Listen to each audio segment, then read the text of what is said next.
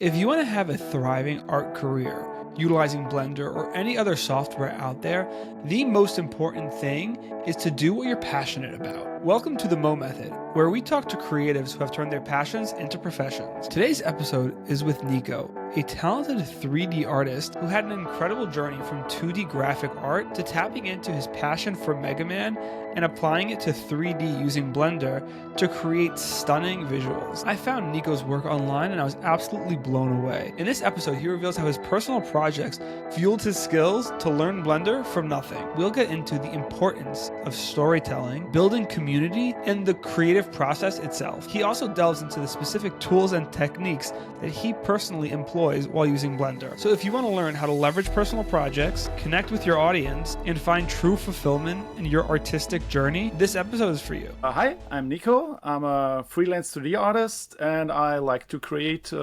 short films with cool robots and mostly Mega Man themed stuff. So let's, I guess, take it from the beginning. I see a lot of your work is based in Blender. Mm-hmm. How'd you get into Blender? Are you self-taught? Did you study under somebody? Is it YouTube? Yeah. And how long have you been doing it for? Blender wasn't my first 3D software. In the past, like 20 years ago, so I dabbled a little bit with 3ds Max and also Cinema 4D, but just like on a basic level because that wasn't my focus. I'm usually a 2D graphic designer, and cool. It was just like a small addition that I sometimes used, but not in a big scale, and I didn't really advance my skills in those sets. So that was a few years. I had like a few years of basic 3D knowledge, but nothing really fancy. So, but when COVID hit, 2020, early 2020, I had suddenly, like many of us, had a lot of time on my hands. So I heard about Blender. Weirdly enough, I never heard about Blender, like in general, that it existed, which is very weird because I'm very interested in the 3D space in general. Yeah. But yeah, I found out about it, tried it out, fell immediately in love with it. And since then, pretty much almost on a day, like 5 years ago, I started Blender and have been using it since. Wow. So are you doing this, is this full time? Because I know you have a Patreon and you kind of have built up a whole kind of community. Yeah. So is this your full-time gig now, or do you still work in graphic design and this is kind of like a side project? It's a side project that I hope I can build up more and more to be my main gig, actually. So I still do regular client work, less 2D work. There's still like one or two clients that I like very much. So for them, I'm still doing graphic design work. But for other clients, I'm mostly doing 3D stuff, like 3D animations, product visualizations, stuff like that. Oh, nice. Or explainer videos, also editing and stuff, things like that. And new clients, when I get new clients, I also only advertise my 3D work. But my hope is to get a little bit more away from client work and have my brand kind of be self-sustainable. So through Patreon, through my shops, through selling courses or products, I hope to make it big enough that I can actually live of it.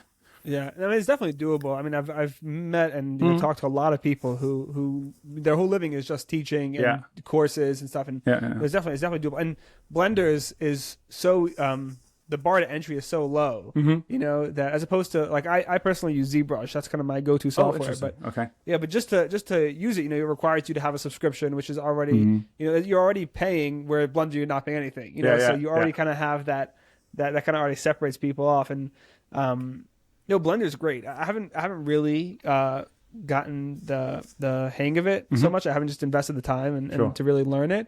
But from what I've seen, like it's amazing, and it really is. And I've been following it for a number of years now, and it's just it's really cool, the whole nature of it, the whole open source nature of it, and how the whole way it's developed into what it is. It's crazy. And then I'm sure you saw this, you know, everyone's talking about was it Flow? Flow, won the Oscar, you know, because totally made in Blender, and it's amazing. It's incredible. The sudden, like, I wouldn't call it a shift, but in the last few years, Blender got like this huge spike up because of like people using more and more, and that comes from the open source like aspect of it, because then everybody can just start it, and this way you grow your community very fast, and after a while the professional industries can't really ignore it. Right, for sure. And also it's great that it's like an all-in-one product, you know, Yeah, like true. versus, you know, these highly specialized products like a Cinema 4D, like a ZBrush, you know, where it's very good at what it does, but it does a very, you know, a limited scope of things. Blender, it's you could literally make an entire movie, you know, from Yeah. the models all the Yeah. way through the animation and Exactly. final rendering all in one program, which is really cool. That's what I basically do. Yeah, I mostly only use Blender, and yeah, that's one of the most fascinating aspects of the software that I'm constantly reminded of, is that you are basically, with just one piece of software, you are a whole production studio. You can do almost everything with it from start to finish in a regular film production process. Yeah, and it's cool to see like people who do it single-handedly, who make these whole, you know, like yourself, they make these whole productions. Yeah. You know, one person doing it, and they look great. I mean, your stuff. Just I saw your trailer. I apologize, I forget the name of the that you just posted recently. Yeah. I think so. The last trailer is probably I posted a breakdown of my last short film, which came out 5 months ago, I think so. Okay. And yeah, recently I posted a few breakdown snippets because I on my YouTube I have now a full breakdown, like an edit of all the aspects of the film, everything like coming together and how I created it. Yeah. And it looks great. It looks really good it's, stuff. It's called Mavericks, and that was episode 5. I usually just call them episode 1, 2, 3, 4, 5. So yeah. Yeah. So I got to ask you, why Mega Man? I know you do a lot of your, like all your work on Instagram, at least all of it's Mega Man based. Yeah. So how'd you pick Mega Man of, you know, like all the IPs? Well, I didn't really pick it. It was never my intention to create this huge thing that it somehow evolved now into. It started as an exercise in Blender. So I did what everybody else does. First, the donut and the beginner tutorials. But I quickly realized that it's very beneficial if you very quickly apply everything that you learn from tutorials into like a small personal project. Just to see that you actually understood what was taught and not just like mimicking the steps, but actually understanding them, so you can come up with the steps yourself, and you remembering them, and just building up this muscle memory, and also like the regular memory to understand how the processes are working. So I was looking for something to build, just a small thing, just to practice, and from my past, I just had those nice memories from my childhood from that game. I wasn't like a huge fan from the beginning to until now, over the last like 30 or so years, like constantly playing those games and being a fan. It was just like this little thing at the back of my head that I loved these games. And I thought about some of those characters, and I thought like, okay, that one of them, I think I could make it in Blender. I looked at the shapes and how it's made, and I thought like, okay, there are some easy parts, some more difficult things that I can learn to create. And in the end, it turned out really well, and I created my first character, which was the octopus character. And that was basically it. So that was the start. And I just created this character, and I was happy with it. And I thought, like, okay, cool. I learned some techniques, modeling mostly. And then I did the next step, which is like learning, okay, how do you make things more realistic? Lighting, texturing. So I made him a little bit more realistic. And that kind of turned also into like a realistic interpretation of the character, because having this cartoonish, like the cartoonish proportions and shapes, but with realistic shaders didn't really work. So I got the idea to redesign him a little bit to be made out of like he's an octopus, so underwater creature. So I thought, okay, some underwater elements that we kind of can already see. These are some underwater elements. I wanted to use them to create him. So I used like some pipes, like pipes a little bit rusty with some bolts, some stuff, everything that we like connect with like nautical themes from oil rigs or ships. So you can immediately see him and okay, this is kind of, he's made for being underwater. So I redesigned him. I was happy in the end, and then I thought, okay, well, the next step would be maybe a fun animation. So I created like this little 360 like camera move around him, but also like flying through the environment. So I created his a little environment around him, and it was just like a 360 around him. But I also told like indirectly like a little story with it. So he's seeing his like was it like his pet snake kind of robot thing laying there dead because Mega Man killed it, because that's what you do in the game, in the stage.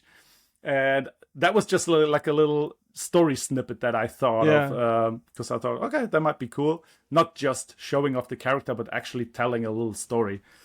And this was basically the first episode. It was just less than 1 minute. And I posted it, and people liked it. I even went into like Mega Man Reddit and Facebook groups and posted there for the fans. I thought like, hey, maybe they will enjoy it. And they did. And then many people asked to do other characters in this style. And I thought like, okay, that might be actually a good idea, because then I can learn new things while creating something for myself, for the Mega Man fans.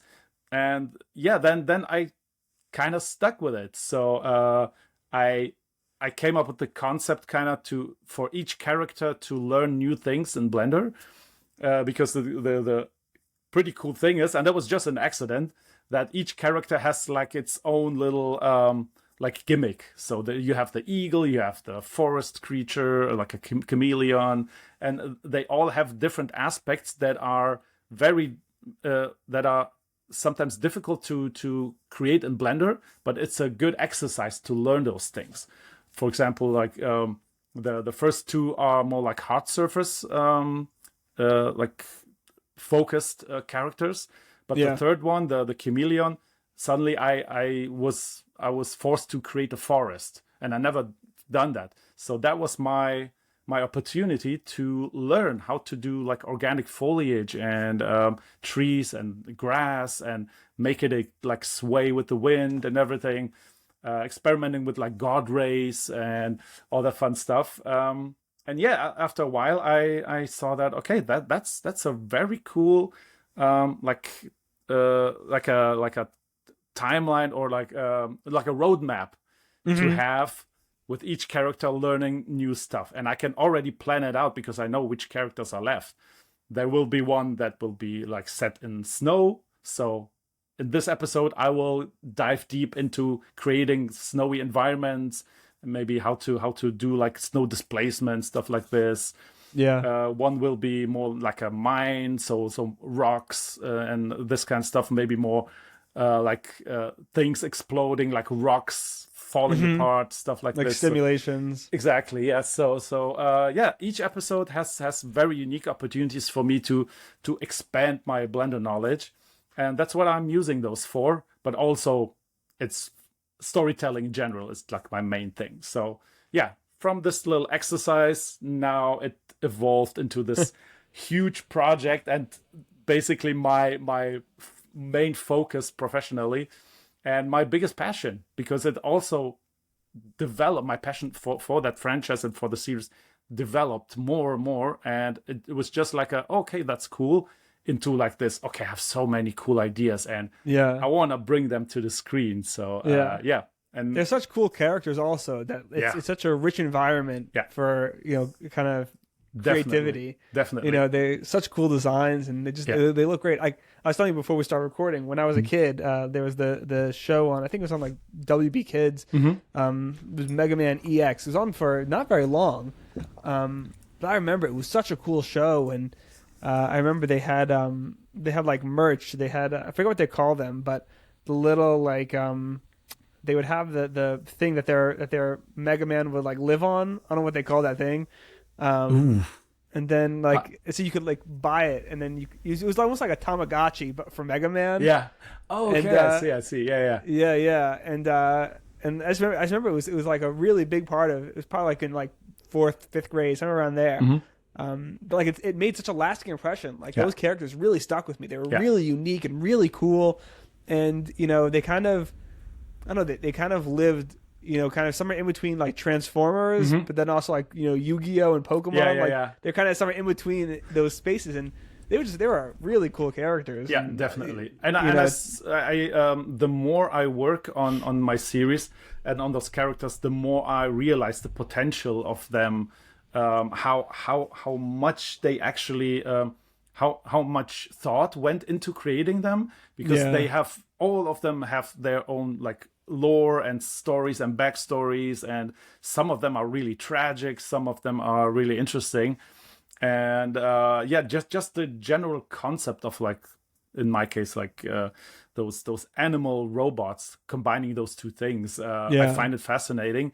And the whole world, like the more I worked on the series, the more I read about the backstories and all the lore, and the more I got really fascinated with it, because it has so much potential for bigger things. Unfortunately, currently, like Capcom, they don't do much with it, but I think in the future they have maybe plans to doing more. Especially after in December we saw that secret level episode about Mega Man. If you've seen that, yeah. So I think that so far I've heard that the responses were very positive, and so maybe they will take that and do maybe another one, or just more, and maybe another game. Who knows? Yeah. So I'm curious to ask you, because I know you kind of, so obviously this is all kind of an experiment, and you kind of have developed a lot, self-taught, it seems. Yeah. And so you do the design and the actual sculpting. Yeah. Then you do rigging and animation. You also do, as you can see behind you, you do 3D printing. Yep. So have you thought about expanding to like other tools, like for example, the one I'm thinking of is like Unreal Engine. Have you thought about kind of dabbling in that and kind of maybe trying to bring that into your arsenal? Yes, for sure. So since I'm doing everything, or most of the stuff myself, I realized that I love learning new things. So I didn't want to like outsource some aspects, because I'm very curious. Like by nature, I'm very curious in terms of how something is created. And with Blender, there are so many tunnels that you can go into, and I was always curious about those. So I am eager to learn everything. That's why I do most of the things myself, because I want to learn to get better in animation. I want to learn more modeling techniques and be better at it. And that also includes like with other software. So I edit in DaVinci. I'm trying to get better at that. I also do the sound design. I got a little bit into sound design, which is also very fun. And for smoke simulations, for example, I use Embergen. So that's also another piece of software that I kind of like try to get better in. I'm still like very much at the beginning, but for my purposes, it's enough. And Unreal is an interesting topic, because I would definitely love to, but this is one gigantic new piece of software that I would definitely need a lot of time to get into. And so far, time, I think it's the biggest issue to not do it, because I see so much cool stuff being done with it, and sometimes you can't even tell that it's Unreal, because it looks so cinematic and so atmospheric. Because people usually, when they think of Unreal, like the video game stuff, and they think that everything in the end will look like a video game, but it That's still definitely has like a proper ray tracing aspect that you can render out. And especially with the most recent updates, all the atmospheric stuff, the particles, the fluid simulations, the smoke and everything, the real-time lighting with the global illumination and everything. There is no reason not to do it. So I'd love to, but only for film production, not like game production. I have no idea how games are made, so I would love to use it for like creating short films and stuff like this, because it's flexible and it's real time. So it's really powerful. Definitely. I was just kind of curious about that. No. So when did 3D printing come into it for you? When did you teach yourself that as well, or did you already have a background in it? So yeah, that's another one thing that I kind of taught myself. But a good friend of mine, he's already like pretty much an expert, and he helped me a lot. He also helped me pick up the right printer and stuff like this, and helped me with some issues. What printer are you using? It's a Bamboo Lab A1 Mini. Oh, nice. Yeah, it's Very like nice. a good like a beginner printer. Yeah, But the quality is still very, very good, and the size is big enough for my purposes. So for Right. those right. When did you get it? characters. How long ago? I think that was like maybe maximum a year ago. I think even A1 less. Mini hasn't been around that long. I don't think. Yeah, I think it's even shorter. I'm actually not sure, but I would say a few months. Fairly recently. I mean, I can check, but it was at least I would say, I think in summer. I think last year's summer I got it. Yeah. Everyone who uses bamboos, everyone raves about them. Everyone talks about like how much they love them. It's all really the rage is right great. now. It really is great. And I mean, I had one issue with it, but I got in contact with the support, and the support was really amazing. And all the online documentation about disassembling and reassembling and stuff like this, they were very helpful. And I'm super happy with it. The print quality is amazing. So and it's very small. It's just sitting here next to me on my desk. So Are you doing all your print prep in Blender? It's all being done. Yeah, nice. Exactly. Up to the last step where I create the STL file, and then I import it into the slicer, and then I printed it. Yeah, for sure. And the reason was just because I had those models, and I had the idea of, hey, that's a possibility to sell those to maybe earn a little bit on the side, and to be sure that the models actually work for printing, I had to test print them. Sure. So that's why I got the cheap one, the small one, but it works perfectly for my purposes. Yeah. So how much time are you spending per day on the Mega Man stuff? Is it pretty much your all day every day? So I would say currently, most of I would say like afternoon is mostly for client work.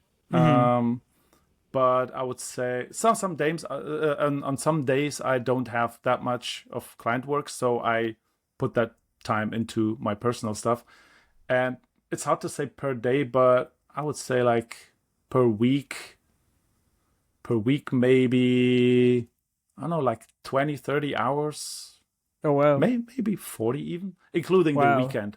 Depends, but I usually, the afternoon is for client work and the evening is for personal stuff.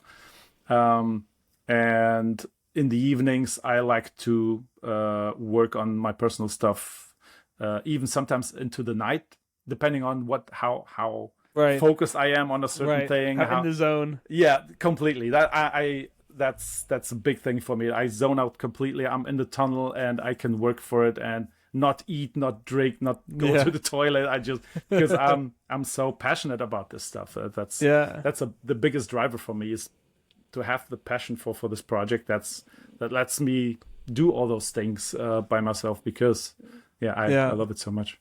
Where do you think the passion comes from? Is it a passion for learning new things? Is it for the 3D? Is it for the Mega Man? Is it a combination? I think it's a combination of realizing how much potential the whole world has of Mega Man. This, and also the learning aspect very much, because I want to get better, and since you have those small like success moments now and then, they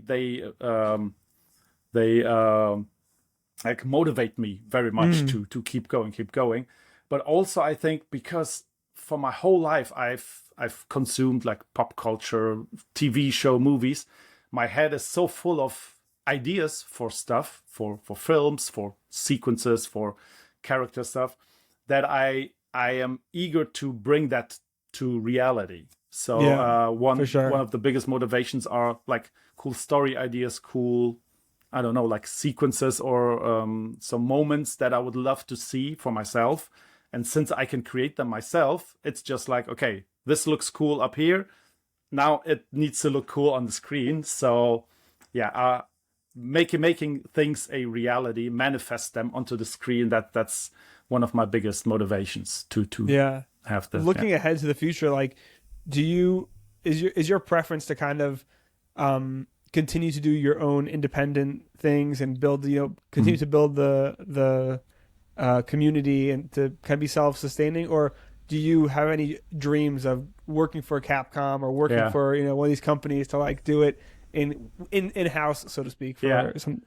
So I would love to work with a bigger company on something official for sure, but mostly, if possible, as a support, like as a freelancer, Yeah, because I still wanna keep this place that I now created for myself. So the community, my Patreon and everything. I still love doing this, and it would be a bummer to at least pause it or something, because it's so much fun for me, the especially the community aspect, to interact with people. I recently started live streaming again, more nice. regularly, and this is so much fun for me that and also having the freedom to do so is very important to me. So like this work-life balance thing, Yeah, and working with big companies, you oftentimes need to be um, okay with being part of a pipeline and right, being right. one part of a big production.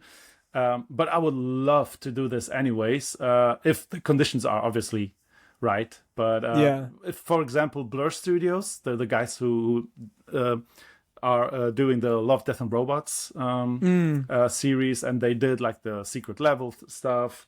They didn't like directly work on the Mega Man episode, but they are still like in total yeah. responsible for that. If they would ask me, I would immediately say yes, because that's one of my biggest inspirations for the whole, like my style, the way for storytelling, and the way it all looks and feels.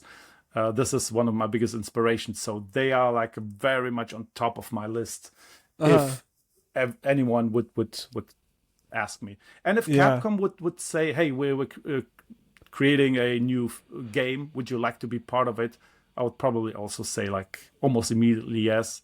Just even if I just model like one Right, prop in the background somewhere or something, right. that Just would to be that would be part of already it. enough. Yeah, that would be Yeah, enough. So yeah, it would be very cool to go into the like official industry, but I still don't want to lose everything yeah, that I have here so far, because it's nice. for sure, for sure.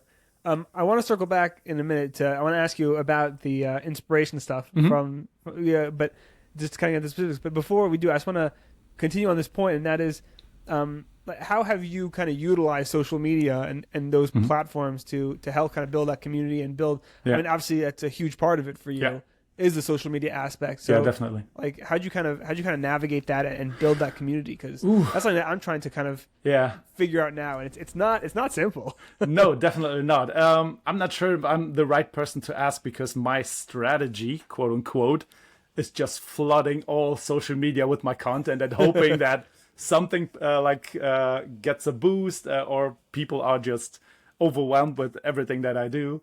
Yeah, it's tricky. I don't have like a rule book or like a strategy. I just do my things, and I try to see, okay, where's the potential of creating some kind of promotion material out of it to promote my things. So for example, now I recently published like a breakdown video of my latest short film, and I realized that the whole breakdown, it's like a 9-minute edit of various aspects of my film, and then I took just small snippets of it, and I turned them into like a story or reel, like a Mm, little yeah, promotional video for the whole breakdown, where I just say, okay, if you want to see the whole thing, go on my YouTube. And everywhere I go, basically, and at the end of almost all my videos, I say, join my Patreon if you like to support this whole project. So yeah, I just try to make as much like small or bigger content as possible, and I post on almost all the platforms. So I, nice. especially if you're like in a fan base, you also have those specific groups like Reddit or Facebook that you can cater to, which is really valuable for me because there are still communities, like big communities of Mega Man fans, even though the last game, it was a long time ago since the last game came out. But they are very, very supportive, very fun. And so I also post on those a ton, and the responses are very, very cool. So yeah. And That's awesome. Sometimes like on Twitter or X and on some other platforms, some videos of mine kind of suddenly pop up and go like, and like not viral, but they suddenly they get traction. They get traction, exactly, and that helps me also to get into the Blender bubble a little bit more. And I'd like to do that even more because I think there is some demand, especially when it comes to like robot, like working with robots and mechanical rigging, stuff like this. And I try to focus sometimes a little bit on that aspect because it's on social media that works very well because people love seeing to learn. Yeah, people love to learn. People like to see a process, how something is made. And people love to see like some like satisfying kind of videos. And if a rig works very well, then people respond very positively on it. So I try to also focus on that in terms of social media to show my rigging like setups. And yeah, so far it's working well. But yeah, as I said, no specific strategy, just put stuff out there and hope for the best. Yeah, for sure. So let's just circle back now to the to the inspiration stuff. So you had singled out the studio. I'm drawing a blank on the name. Blur. Blur. Yeah, you singled them out as a big source of your inspiration. Yeah. What are some of like the specific projects that they did that really inspired you, that you really kind of pull from? I think first of all the approach on animation itself. I think because before Blur, I mean Blur, they have been around for like 20-30 years. They mostly did like video game cinematics, and what I like about their approach is that they don't do like this thing that most animation studios do, which is like this quote unquote Pixar style. So family friendly and like this popular style that is very fun, but it's been overused. Kind of, yeah. At this point, kind of, yeah. And they do like animation for adults, just focusing on adults. So it's very adult themed. There is some brutal stuff also. There is some gore, some sexual stuff, and they have like this huge bandwidth of a lot of genres and styles. But they also they take the animation genre very seriously, showing that it's not just for kids. Yeah, and that's what I loved about it. That's somehow like struck a nerve with me, and I really love this because it's short films. They like got to the point very quickly. They don't have to like over explain things. They have to be very snappy, very fast with explaining the world, explaining the characters, explaining the situation. Where is it starting? Where is it going? And sometimes in just like 5 minutes, 10 minutes maybe. And that makes up for a very creative storytelling. You can't explain everything. You can't talk about it. So where is it going? They have to find ways to tell the story with the environment, with the action itself, and to make you care about the characters. And this is something that I find really fascinating, and this is also something that I try to make with my films, because I have also limited time. It's just me, limited budget, so I have only like 3-4 minutes per episode. So it also forces me to be very creative. And also very creative in the workflow, but also very creative in the storytelling. And this is just a lot of fun. It's a lot of fun to think, okay, how can I explain that this character is so and so? So this is really fun, and it also makes the viewer like fill in the gaps if some aspects of the story are missing. So when you're watching something and not everything is explained, usually the viewer makes up the whole world, like completes the world in their head. Yeah. And this way they are more likely to like it because they complete it with their own kind of ideas and thoughts. Yeah. And this way I'm kind of more it's more likely that they will like it because it leaves so much room for interpretation also. Yeah. That trick, I guess, for lack of a better term, is used a lot in like the horror genre. You know, they always say that like show the monster as little as possible because then it's really scary. Like when you kind of, because what you concoct in your mind is going to be much more personalized, like your fears. Exactly. You know. Exactly. So if I see the monster, I'm like okay, it's a monster. Okay. You know, but if it's you're kind of guessing like what's it going to look like, you know, and what could it be and what's the danger, and you know, like it builds a lot more. You know, obviously in the horror, it builds a lot more tension, and then you know you transfer that over to other things, but. You know, sometimes less is more. That's the famous saying. And it really is true. It really is true. And in the heads, you always come up with, if you don't see the monster, you always come up with something that you would like or you would be interested in. You won't think like, oh, probably some dumb thing. No, you would think like, okay, this sounds scary, probably like this amazing so-and-so. Yeah. And that works for anything. That works for anything. That works for scary, that works for sexy, that works for anything. You're like, so when the less you see, the more that it's hinted to, and you have to fill in the gaps, the more that your mind works kind of in overtime to be as personalized and as exciting for you as possible. Yeah. So I'm utilizing that aspect a lot because sometimes it's not possible to explain everything. And especially in the last episode that I did in the last short film, I wanted to explain as much as possible because it's kind of necessary to understanding the full thing. But after a while, I didn't have the time to do that because I had like a kind of like a hard deadline. So I just left it, and I thought, okay, it's okay for people to not have all the information. They can watch it multiple times. They can figure some things out for themselves, or they can just imagine things how they think this thing works or how the story progresses. So it's perfectly fine to not explain everything. Yeah, for sure. 100%. I'm curious to ask, because you're talking about, you know, kind of short films, and that's obviously a focus of yours, and you're talking about Blur does it also. Is that coming from a place of, I just want to tell the story in a short amount of time?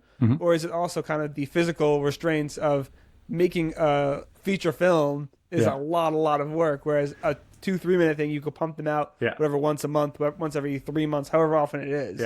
It's I would say 50-50. It's both, actually. So I would love to create longer videos, but it's just like physically not possible for me. But also I like those limitations too. So it's actually both. And as I said, the limitations force you to be creative, to find solutions for certain problems.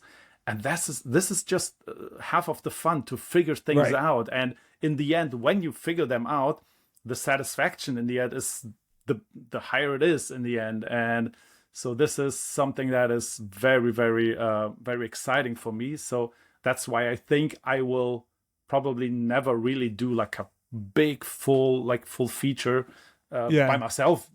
Definitely not. But with a small team or something, I'm not sure, because it's fun to condense a whole concept, a whole story in a very tiny package.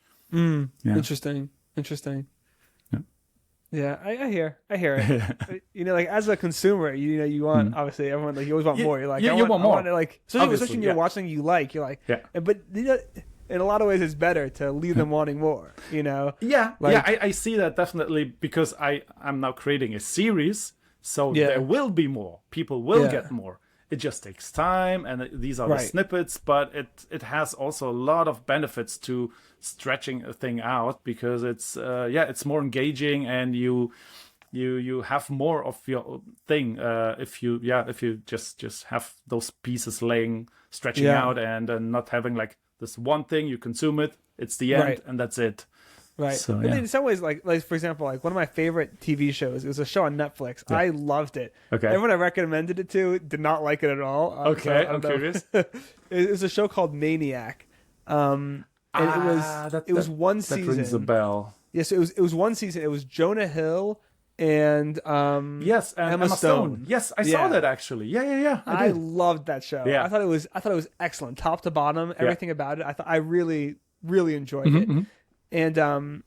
And like one thing that I loved but also hated, but Yeah. more loved than hated, is the fact that it was a limited series. It Yeah. was one season and that was it. And so the show ends, Mhm. and it's like I want to watch more. Like I want to know more. But sometimes when you do get more, like when you have these shows that kind of drag on and on and on and on, like it kind of kills the whole thing because at that point you're like, okay, like enough. Like, Yeah, especially same thing with the world that they opened up. The world, I found Yeah. the world very fascinating, and they Yeah. didn't really focus on how and why everything works. It was just a very personal story. right. And but in the end you think like, okay, what's gonna happen next, and Yeah. what was it with that thing, and what was Right. that weird thing? So you want to find out more, but in the end, yeah, It's like no, I have the same thing like with the Dune series. Like Yeah. obviously they're making the movies now. I read the books, and I read the Frank Herbert books. There are 6 books. yeah, And then his son came along and wrote another, I don't know, 10, 20 books. Okay. Another huge amount of books. And I specifically didn't read the I don't remember his name, but Frank Herbert's son's books. Because also, especially the way the last book ends, it kind of ends also in the same kind of way as Maniac. It kind of ends in this like open-ended, like, riding off, not into the sunset necessarily, but like riding off into the great unknown. Yeah. We'll say it like that. Yeah. And like I was very satisfied. I was like, okay, like I'm happy with this ending. I don't need to like, like I got what I needed from the story, and I really enjoyed it. And yeah, obviously I want more. I would love to keep this story, but sometimes in hearing more and more and more, it just ends up ruining it and leaving like it's like when you're eating like a meal or a snack or something, and like the last piece is a bad piece, and then it like ruins the whole meal. No, definitely. There's like this sweet spot where you should just stop. As also with eating, but also with consuming media. There's a certain point where you just wanna keep those memories that you have and enjoy that experience that you were part of, and not just one more, because then it can swing into the wrong direction. Yeah, definitely. I'm curious to kind of circle back to our discussion about like community. How do you find, like, how do you interact with your followers? Do you put a lot of effort into maintaining like a relationship with your community? Yes, definitely. So one aspect is whenever I post something, I try to read all the comments and respond to all the comments if they have a question or if they say something nice, I definitely say thank you. So interacting as much as possible, first of all, is very important to me, because I want to appreciate the fans. Right. I don't take it for granted that people like my work. So I definitely try to be as approachable as possible. If people DM me, I always answer them. Sometimes they ask me for tips, tricks, or some advice. I usually answer that. And so this is like an indirect approach. So I post something and people react to it. And if they do, it's fine. If not, they're not. But a more personal approach is my Patreon, for sure, because that's more like a very focused thing, and I can directly like bring the people into my process. And sometimes I do polls on certain aspects and decisions that I do. So I try to incorporate the fans or the patrons as much as possible into the process and give something back for their support. Obviously. Are you on Discord also? No, because that's one too many things that I would need to handle. But it's on my list. I think like if like my success kind of goes up and people demanded that I would do this, but so far not many people actually ask for Discord. So I know a lot of creators use Discord as their kind of community. Like that's kind of the biggest community building tool that I've seen with people who in the kind of the creative space. But I was just curious about that. If that's something that you engage with. In the end, it's just time. It's one more tool and one more place to manage, and especially because it would be like my own personal place, I would feel the pressure to maintain it very, very much. Yeah. And that time already goes into my Patreon. I'm just afraid to have less Right. There's only so time much to attention. it would need Yeah. more attention. I mean, I just assume that people would be very active on it. I don't know. Maybe it would be Right. like a graveyard. Who knows? No, I think it But really depends on the person who like starts and runs. Like, isn't like the let's say, for example, I've talked to some other people who have Discord channels, and no, it's definitely, when the creator is active, it fosters a community of people who want to be active. But if you kind of make a good Discord channel and disappear, then you'll end up. No one wants True. to. Very true. Because people come to a Discord because they want to have a relationship with the creator that they enjoy. Exactly. So I'm curious on the topic. I think it's just a matter of time. I will definitely do one. But if I find the time and space for it, then I will definitely do that. And maybe I will just do like a public poll and ask people, would you like one? And if the responses are mostly yes, then I will probably do that. Yeah. Yeah. So on the topic of like fans and that in the community, do you ever have any instances where people really like a piece of work that you really don't necessarily like, that you kind of everyone's like, oh, I love this, and you're like, oh, really? It actually happens. So everything that I post, mostly I like a lot, so that it's worth the putting it out there. But sometimes it's just like a little work in progress thing, just playing around with the rig, or I just found out a cool thing, and it's just like a screen recording of my viewport, and this suddenly like gets so much traction. Suddenly, like some outlets like 80 level or so repost it. And so, like, no, I can do better. I can do better. That's not the great thing. But it immediately like shoots up, and I think like, oh, okay, I guess you like that one. And then on the other hand, I work like for months on something, and I post it, and it just goes nowhere. Stays at the bottom. That's a little discouraging something, but sometimes, but it's just part of like social media. Depending on the algorithm, depending on the mood of people who see it, and it can have so many reasons why something is successful or not. And I'm still trying to figure it out. I for the longest time I thought like quality is what brings like the people, but sometimes no, it's just the idea.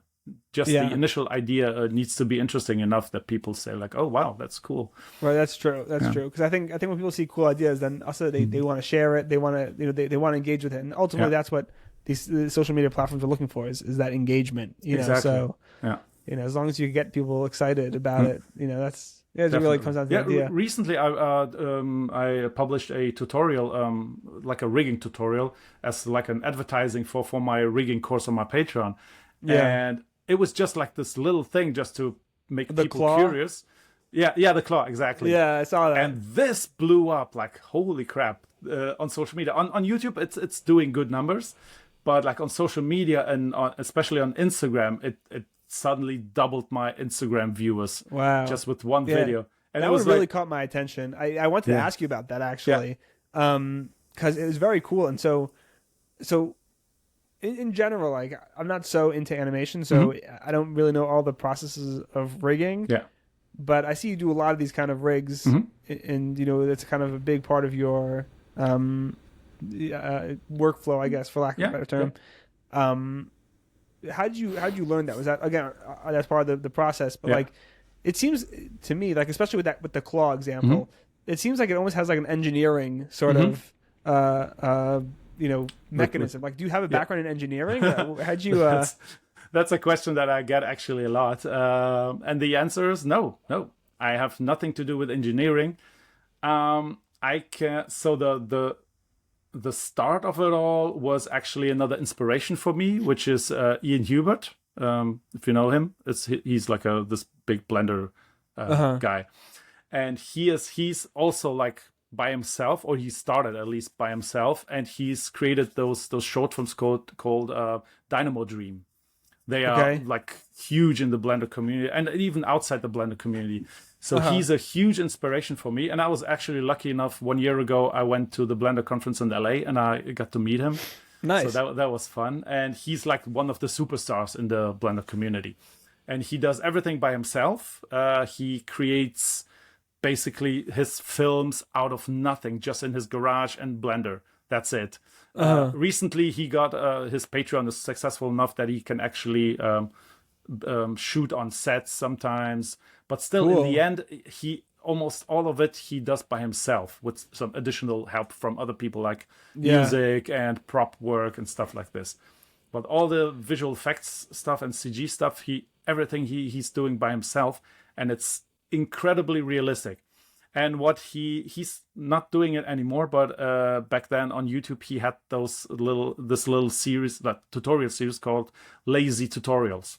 Uh-huh. And there was one with like a robotic arm. And he did like with a Rococo suit. He recorded himself, but this arm was made of like all those complex little rods and pistons and all those stuff that it looks so complex. But he made it seem like it's the easiest thing. Uh-huh. And this, when I saw this, I thought like, okay, this is awesome, and you can do this with Blender. Okay, cool, the better. So I think I joined his Patreon. He has a lot of videos about explaining, so going more into detail about rigging. And he has the amazing capability of explaining those complex systems in a very easy and fun way. Mm-hmm. And I realized through those videos that, okay, something that looks so complex and it's super complicated, it looks like a lot of work. All those systems behind it actually are very easy if you know where to look for, where to look and what to look for, and how what thing is connected to which one. And then in the end, it's somehow like clicked in my head. And after a while, with each episode, I tried to make those robots a little bit more complex, adding more like gears, pistons, all this kind moving of stuff. Parts. Yeah, and it was basically just coming up with ideas, trial and error, just experimenting and seeing what movement looks cool, what kind of thing would look cool. So yeah, I somehow got into like this engineering tunnel, which I still wouldn't know how to do something like practically, and I don't even know if those things would actually work in real life. They look cool on screen, but probably I had already like 1 or 2 engineers comment that in real life this thing would break in like 3 seconds. So I thought like, yeah, probably. I don't know. I just my main focus is to make something believable and make something look and work interesting and not realistic. I think there's a certain distinction between both things, because when something looks cool and interesting and it seems like it works, then people will assume it works. But I kind of know. I think also like from my past graphic design and in general that I may have an eye maybe for how something looks maybe interesting. So that went also into the animation and into creating those systems. So that I think I know how to fake something that's looking like it's working properly, but it's actually not. So yeah, I saw a little while back. I have the link somewhere. There was somebody who made a Blender add-on. Because I personally really like animatronics. You know, like cool. I love that stuff. It's like you know, there's a overlap in those. Yeah, two things, so this guy had made a Blender add-on that it was basically, I don't remember exactly all the details, but essentially you could basically figure out the placement of like your servo motors and everything in Blender. And then you could like run it, and so you'd see like how the animatronic would actually move, and it was very, very cool. Wow. Yeah, it was super cool. That sounds incredible. Yeah, I have to find the link. I'll find the link. I'll send it to you, and please post it in the description, because it was super cool. It was really, really cool. It's just a way to kind of like test your animatronics before actually like building them. And it was really cool. Based on real life circumstances. Right? Based on physics and everything. Yeah. So I just fake it. I just think it looks like it should work. So if the average viewer also believes it, then it's fine. If the experts think that it's not believable, I'm willing to take that into account. That it's fine. It's not for everyone, but yeah. So that was basically how I got into, and especially in the Blender community, I found out that especially that rigging aspect is what is interesting for many Blender users, because I don't think in the tutorial landscape it's an aspect that it's not much tackled. Oh, Mostly interesting. like lighting, texturing, modeling, Yeah. all those things are the most interesting parts. But rigging, I think for many people it's intimidating because it seems so Right. complex, Right. and that's why I created this tutorial and also the tutorial series on my Patreon to actually explain some small aspects of it in a hopefully very easy and understandable way. Yeah. Yeah. Yeah. So, like looking ahead to the future, Mhm. well, first of all, what are some tools that you still kind of want to learn and master? We touched on Unreal Engine, but Yeah. what are some other kind of tools that you're kind of looking to figure out? And then also, what are some tools that you have learned in the past that you've Mhm. abandoned? Mhm. Like because I know you touched upon Cinema 4D and these Yeah. and was it 3ds Max? Mhm. Um, and why did you abandon those other Yeah, ones? so for Cinema 4D and 3ds Max, the obvious answer is Blender because I don't need them anymore for that purpose. I come from graphic design, so the whole Adobe package is still part of my like repertoire. So I still use Photoshop for texturing purposes, for example, for SVG files to like turning SVG files into 3D objects. I use Illustrator. I used to use Premiere for editing, but now I use DaVinci. And so these are tools that I still use additionally to Blender. And what I would love to use more is definitely Embergen. Like for the last episode, I just used it for some dust, like clouds Uh-huh. being like um, blown up. And now there's also Jang effects from the same guys. There's also Liquigen, which is their real-time fluid simulation software. Oh, cool. I think it's already like officially like version 1.0, but they are still keeping working on it, adding more features. And I want to actually for the next episode, so episode 6 in the Maverick series, I definitely need fluid simulations because there will be like some molten metal or lava, this kind of thing. And I definitely need fluid simulations. And I mean, there is for Blender, there's also Flip Fluids. It's this fluid simulation add-on, but it's still you need to bake the simulation, you need to wait, and it's I think a little bit complex to work with, It's not real time. and it's not real time at all. But the guys at JangFX uh, they actually managed to create a fluid simulation in real time. I mean, obviously depending on the complexity, Yeah. but it's like for simple stuff, you can work with it in real time and you can iterate like very quickly within seconds. Hmm. And even when it's playing out, you can just use your cursor and manipulate the fluids. Oh, So cool. that's what I definitely want and need to get into because that's I think that has the potential to change the future, like the industry in the future, in an interesting way. As the same as Embergen, I think Embergen is also used more and more, and also like professional productions because it's so fast, and Yeah. that's a very important aspect to it. So yeah, Yeah. those two definitely.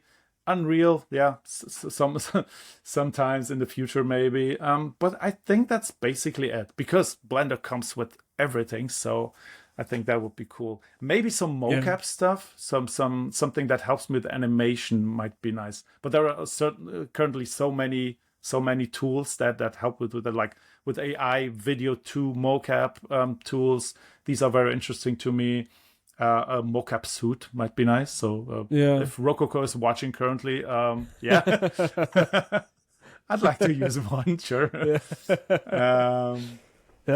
but Very yeah, cool. so Yeah. but this is mostly like the scope of what I would like to do. Other than that, I am sticking with Blender and looking forward to all the possibilities that it will get in the future because it's also constantly evolving.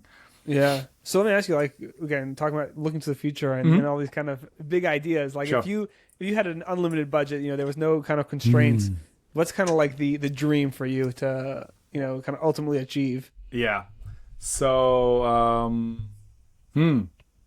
To so at this point, I think to finish the whole series and to get better and bigger with the series, I think.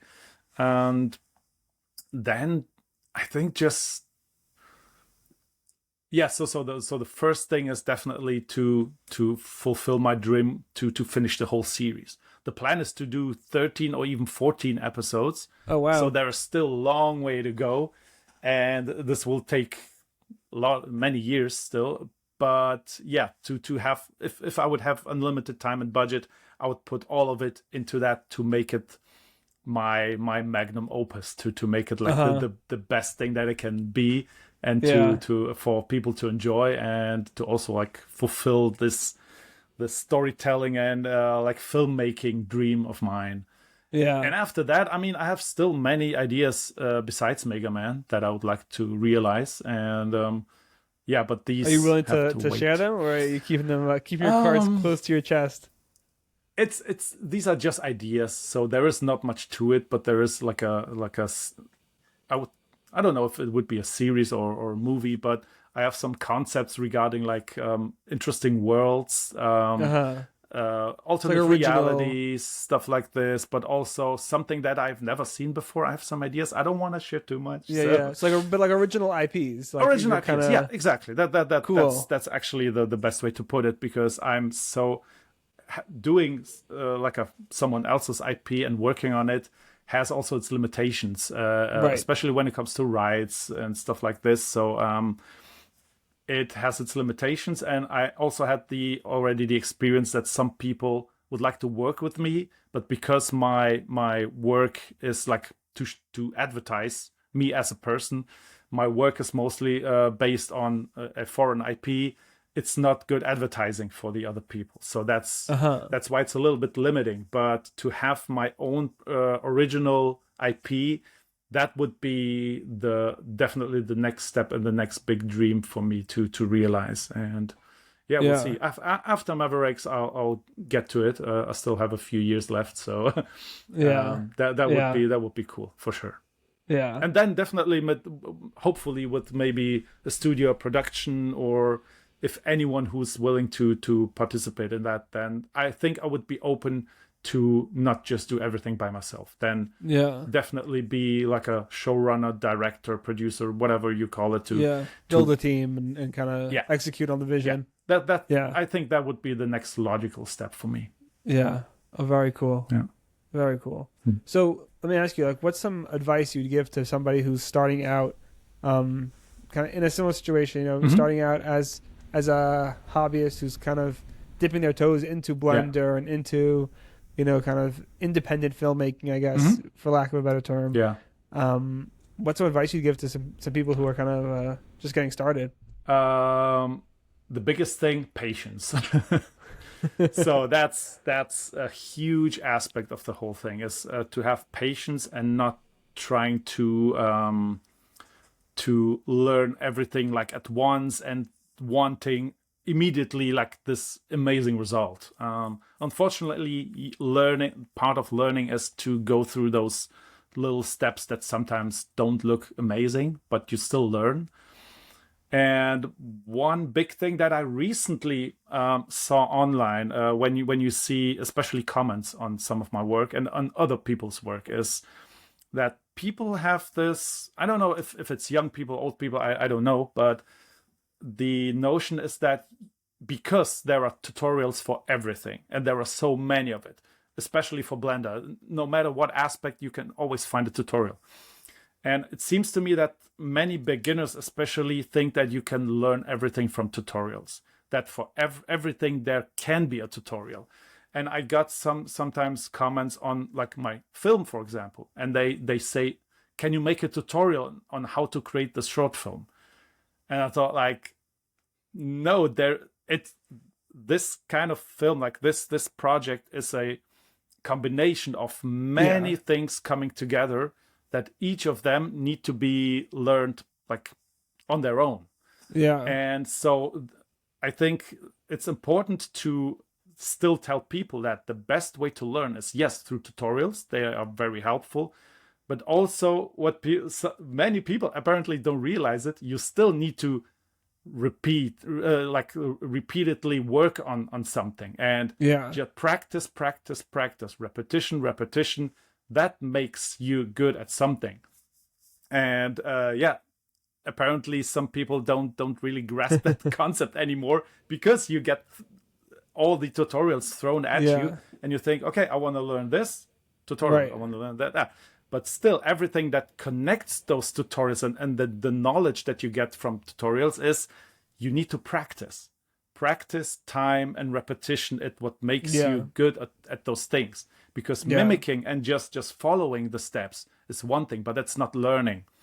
So I would definitely say you need to, watch the tutorials on something that you're interested in, and then practice it. Do it over and over again, and then with time you will get better. It will become second nature, and then you won't realize it, but suddenly the tutorial that you watch at the beginning, you watch it again, you suddenly see like, oh, that's super easy. I didn't get it in the first place, but now it's like, that's the standard. I know all this, and then you realize, oh, I actually evolved. Like there was some progress.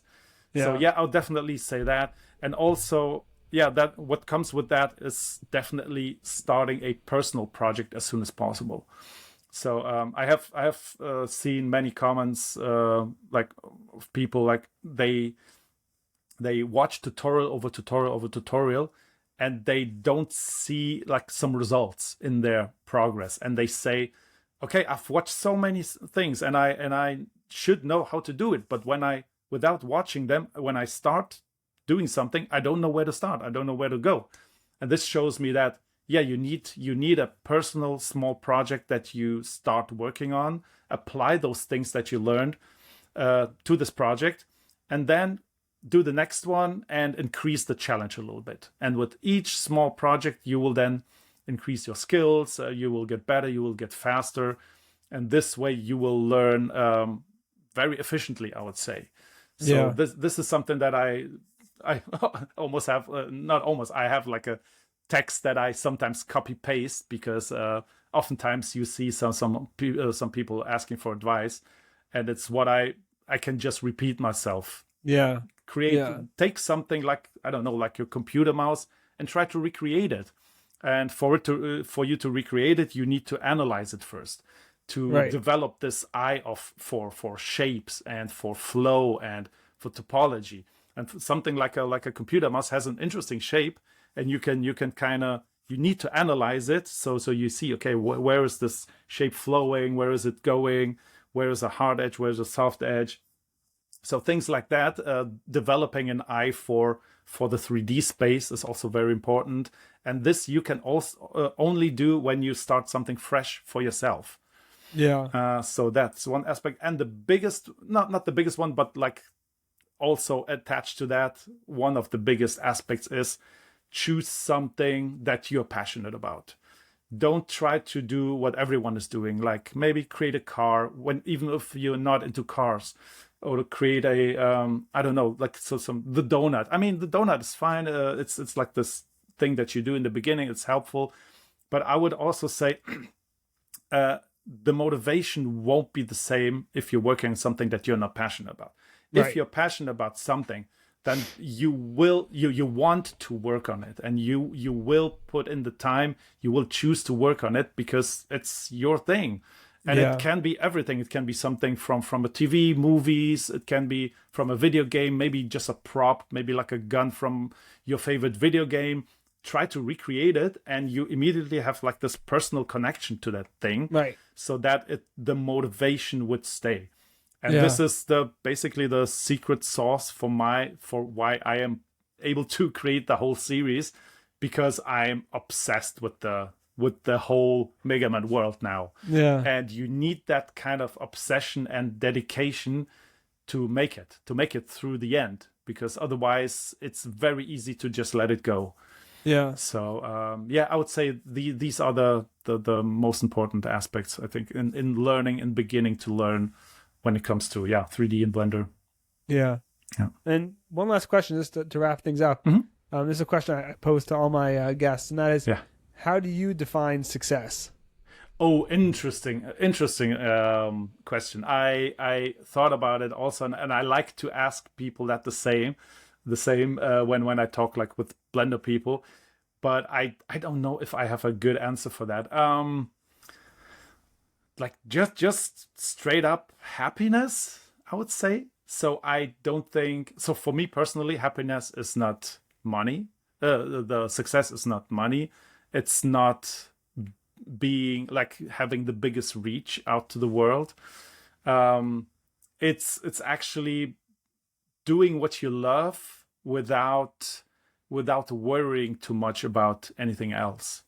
So my biggest success would be to not worry too much about money, doing what I love, seeing people enjoy my work, so making other people happy, so that in the end we are all a big happy crowd and everything is good and we follow our passion and people enjoy my stuff.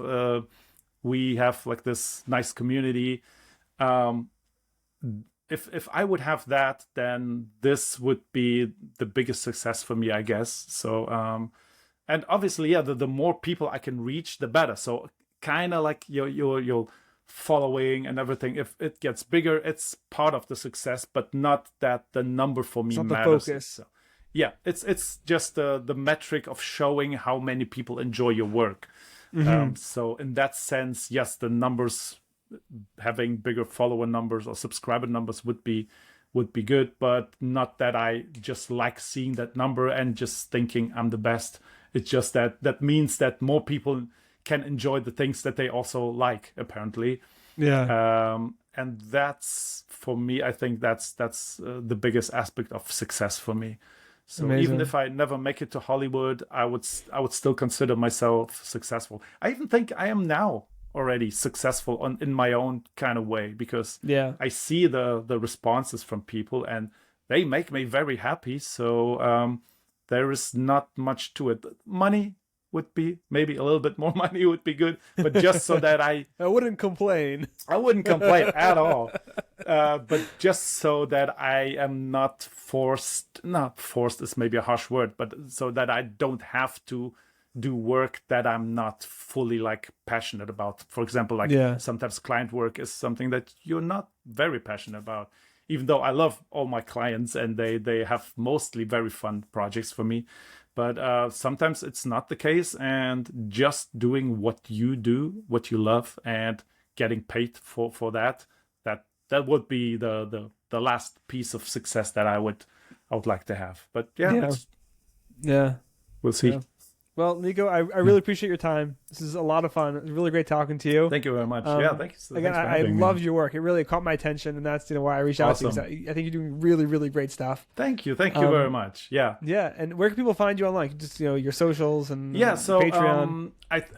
Everywhere. So on the biggest like social media platforms, I'm always there with the handle Dame Niko Art. So if you just Google me, you will find all my social media. I have a link tree that we can maybe link to it. I don't know. Yeah. So there are all my social media platforms. YouTube, and I think YouTube is the thing that I am most active on. And also, obviously, my Patreon. So if anyone is interested in learning from me, getting my assets and my files and just supporting me and my short film series, then Patreon is the best way to do so. Perfect. Yeah. Wonderful. That's it. Well, thank you so much. Yeah, thank you too. Thanks for Take having care. me here.